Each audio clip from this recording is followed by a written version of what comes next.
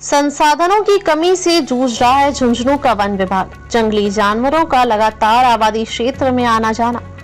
हिंसक वन्य जानवरों के रेस्क्यू के लिए नहीं ट्रैंकुलाइजर गन के अभाव में टीम के आने का करना पड़ता इंतजार। जयपुर से टीम आकर करती है पैंथर सहित अन्य जंगली जानवर का रेस्क्यू। भोजन की तलाश में पैंथर सहित जंगली जानवरों का आबादी क्षेत्र में मूवमेंट।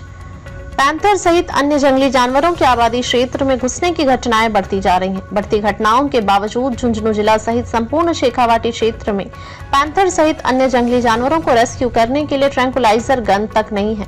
आबादी क्षेत्र में पैंथर दिखाई देने की सूचना स्थानीय वन विभाग द्वारा जयपुर दी जाती है।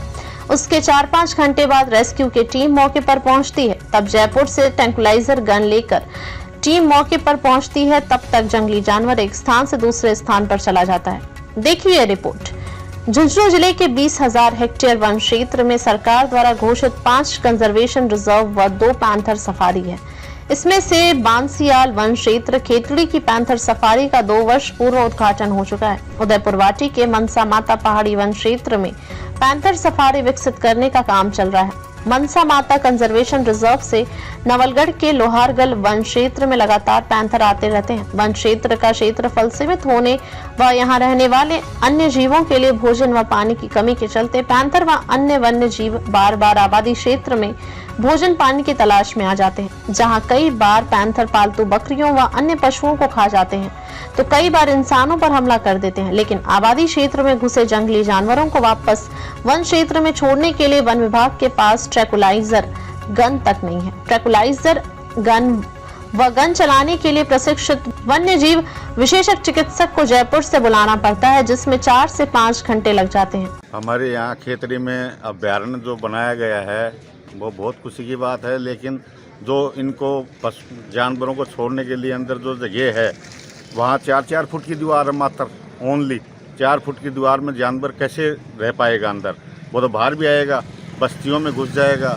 तो इनके पास न तो कोई साधन है, न इनके पास कोई टीम है, न इनके पास बेहोशी करने के लिए कोई गन मशीन है। जैसे कोई आबादी में घुस गया वो जानवर आबादी में घुस गया तो जयपुर से टीम बुलाते हैं। ये जयपुर से कद वो 6 घंटे में टीम पाई या 7 ज़्यादा भी लग सकता है। ये थोड़ी वो खेतड़ी के इंतजार में बैठी रहेगी टीम कि खेतड़ी से कब बुलाए और कब जाएँ। नहीं तो इनके पास कोई सामान है, न कुछ लेना देना है। कोई भी जानवर जो आबादी में घुस जाता है जयपुर से टीम बुलाते हैं। नहीं तो इनके पास वो गन है बेहोश करने वाली, नहीं कोई और बड़ा हादसा हो सकता है, कभी भी हो सकता है। जानवर तो कहीं भी आ सकता है, कहीं भी आ सकता है जानवर। वो जानवर ही है, वो तो 4 फुट की दीवार में कैसे रहेगा अंदर? तो राज्य सरकार से अनुमति है कि इनको साधन दिए जाए, यहाँ टीम यहाँ गठित की जाए, इनको गन देनी चाहिए। जो जानवर कहीं घुस जाए तो उसको बेहोश कर दें। खेतड़ी बांसियाल वन्य जीव अभ्यारण्य 7,014 हेक्टेयर में फैला है तथा खेतड़ी बांसियाल बागोर वन्य जीव अभ्यारण्य 3,966 हेक्टेयर में फैला है। यहाँ पैंथर, जरक, लोमड़ी, गीदड़ से ही जंगली सुअर, हिरण, नीलगाय सहित दर्जनों प्रजातियों के जंगली जानवर हैं। यह दोनों अभ्यारण्य खेतड़ी नगरपालिका सीमा तथा 1 दर्जन से अधिक गाँवों की सीमा से सटे हुए हैं। कुछ गाँव तो इस अभ्यारण्य के मध्य से आते हैं।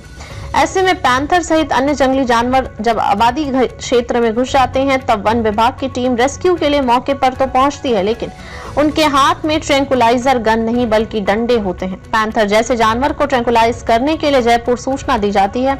जब जयपुर से ट्रैंकुलाइजर गन लेकर टीम मौके पर पहुंचती है, इस दौरान जंगली जानवर एक स्थान से दूसरे स्थान पर चला जाता है। गत 1 वर्ष में कई बार आबादी क्षेत्र में आकर मवेशियों को अपना शिकार बना चुके हैं। राज्य सरकार ने लगभग 2 वर्ष पूर्व खेतड़ी में वन्य अभ्यारण्य का उद्घाटन किया था और उसके पश्चात उसके अंदर पैंथर आदि जंगली जानवर भी छोड़ दिए हैं।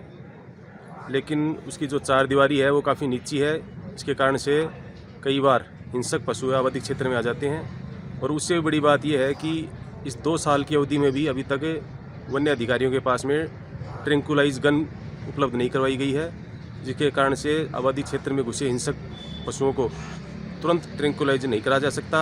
इसके लिए टीम जयपुर से आती है, जिसको लगभग 5 घंटे लगते हैं। तो वो बहुत एक बड़ी खतरे की स्थिति रहती है और सब लोगों के लिए बड़ी चिंताजनक स्थिति रहती है। झुंझुनू जिले में 20,000 हेक्टेयर से अधिक क्षेत्रफल में फैले 5 कंजर्वेशन रिजर्व व वन क्षेत्र हैं। वन क्षेत्रों में 15 से 20 पैंथर विचरण करते हैं, मगर वन विभाग के पास उनके आबादी क्षेत्र के आने के बाद उन्हें रेस्क्यू करने के लिए ट्रैंकुलाइजर गन नहीं है। झुंझुनू डीएफओ बीएल नेहरा ने बताया कि कभी कभार भोजन की तलाश में जंगली जानवर वन क्षेत्र के निकट के गांव में आ जाते हैं। इन क्षेत्रों में करीब 15 से 20 पैंथर विचरण करते हैं। पैंथर का मूवमेंट वन क्षेत्र में होता रहता है। ट्रैंकुलाइजर गन के लिए ट्रेंड स्टाफ की जरूरत होती है। पहले डेप्यूटेशन पर पशु चिकित्सक था, मगर डेप्यूटेशन खत्म होने पर वे अपने पद चले गए। ट्रैंकुलाइजर गन के लिए टेंडर प्रक्रियाधीन है। इसके लिए पूर्व में टेंडर निकाला गया था, लेकिन टेंडर में शामिल संवेदक ट्रैंकुलाइजर गन सप्लाई के मानकों को पूरा नहीं कर पाए, इसलिए टेंडर निरस्त हो गया। इसके बाद दोबारा प्रक्रिया शुरू की गई। जल्द ही प्रक्रिया पूरी होगी और झुंझुनू वन विभाग के पास ट्रैंकुलाइजर गन की सुविधा होगी। उन्होंने बताया कि वन विभाग का मकसद रहता है कि सेफ पैलेस देकर रेस्क्यू किया जाए।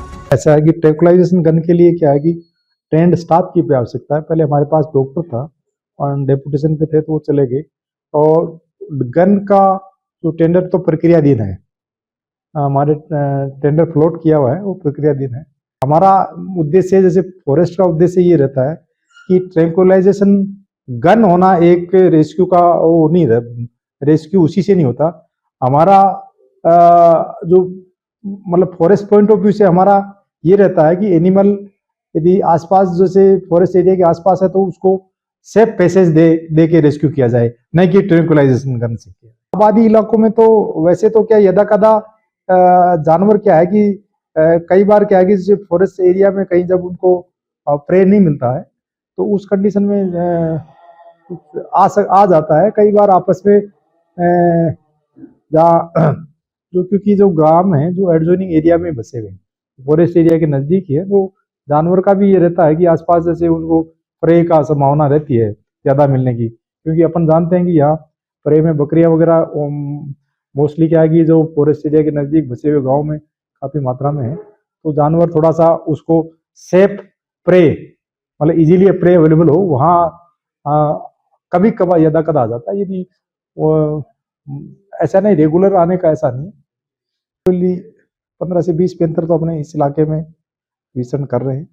और उनका क्या है कि एग्जिट पॉइंट पोजीशन तो ये है कि जैसे सीकर और झुंझुनू का दोनों का जो वाइल्ड लाइफ जो भी एरिया है, फॉरेस्ट एरिया है, जो कंजर्वेशन रिजर्व के नज़दीक जो भी एरियाज फॉरेस्ट का है, वो एडजॉइंट जो लगा हुआ है, तो कभी उधर से उधर घूमते रहते हैं जानवर।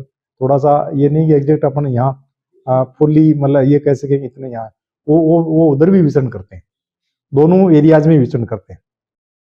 झुंझुनू जिले में 20,000 हेक्टेयर से अधिक क्षेत्रफल में फैले 5 कंजर्वेशन रिजर्व व वन क्षेत्र हैं, जिनमें से बांसियाल, खेतड़ी व उदयपुरवाटी का मनसा माता पहाड़ी वन क्षेत्र में पैंथर सफारी के लिए घोषित किया हुआ है।